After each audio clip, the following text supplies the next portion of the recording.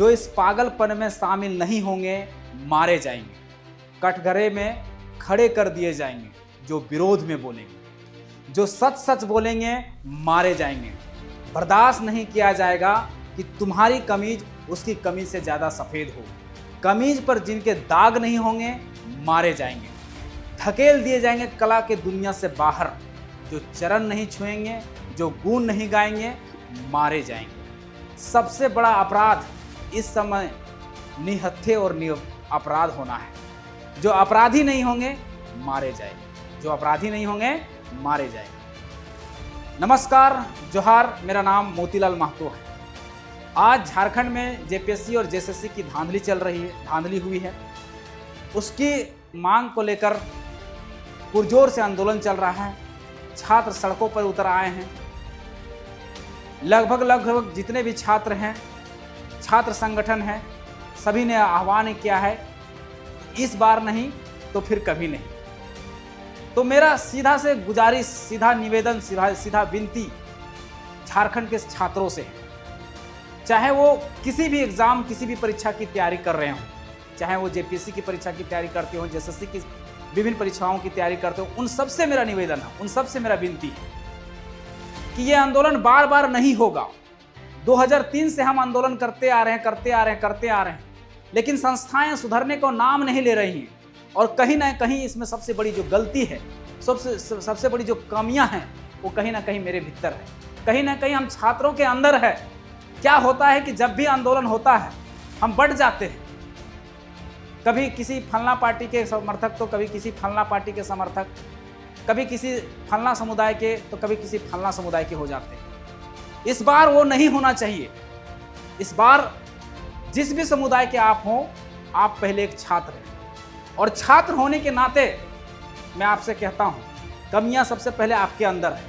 आप जब भी आंदोलन होता है, आप निकलना नहीं चाहते, आप बाहर नहीं आना चाहते, आप सरकार को आईना नहीं दिखाने चाहते, जिस कारण से चीजें सालों से चल रही हैं। लेकिन अब समय आ गया है उस बैरिकेडिंग को तोड़ने का।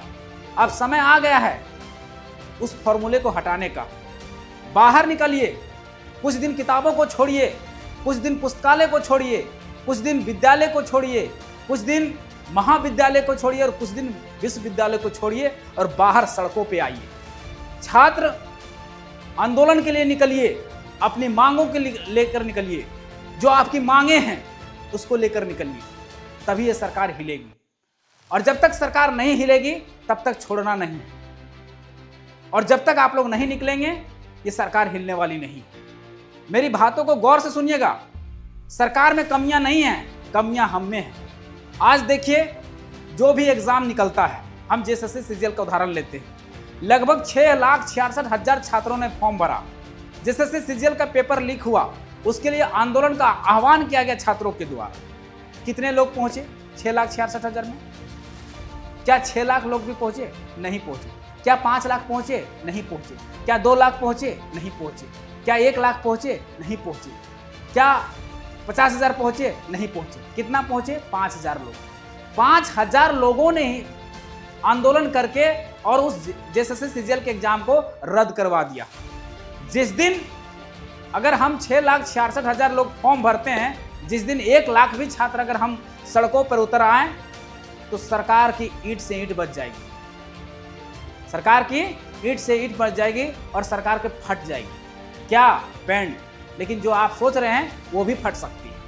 इसलिए आपको कहते हैं, छात्रों में बहुत ताकत होता है, छात्र में बहुत ताकत होता, अपार ताकत होती है। तो छात्रों से इस बार का आंदोलन बटना नहीं चाहिए। सभी छात्रों एकजुट हो।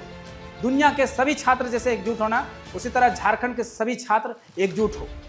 और जो जेपीएससी और जेएसएससी जैसी संस्थाएं हैं, उसको सुधारने का ये मौका है।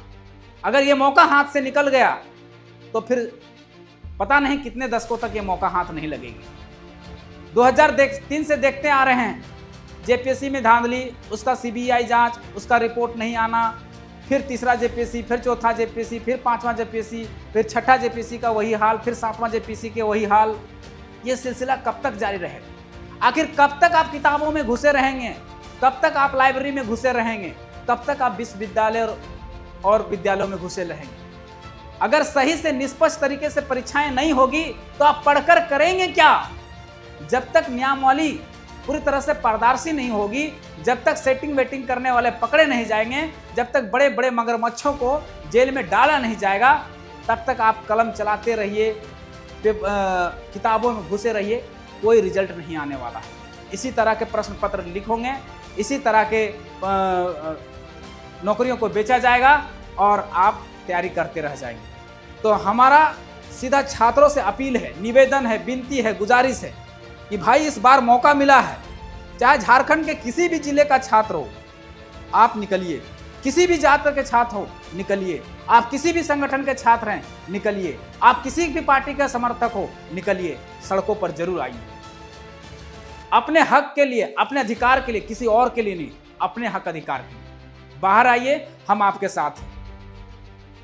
और अगर नहीं निकलते हैं तो ये चीजें सदियों सदियों तक चलती रहेगी और इसी तरह से आप सदियों सदियों तक परेशान होते रहेंगे। दशकों तक परेशान हो रहे हैं, अब सदियों तक परेशान होने की बात है। 2 दशक हो गए, ना जेपीसी सुधरा, ना जेएसएससी सुधरा और आने वाला 2 दशक तक भी नहीं सुधर पाएगा अगर ये रवैया रहा तो। आज कल आंदोलन हुआ, अनिश्चितकालीन हड़ताल की घोषणा की गई, कितने छात्र वहां मौजूद हो पाए? 5000। क्या झारखंड में आप सोच के देखिए, 5000 छात्र ही फॉर्म भरे थे? जेपीसी में 5000 छात्र ही फॉर्म भरे थे?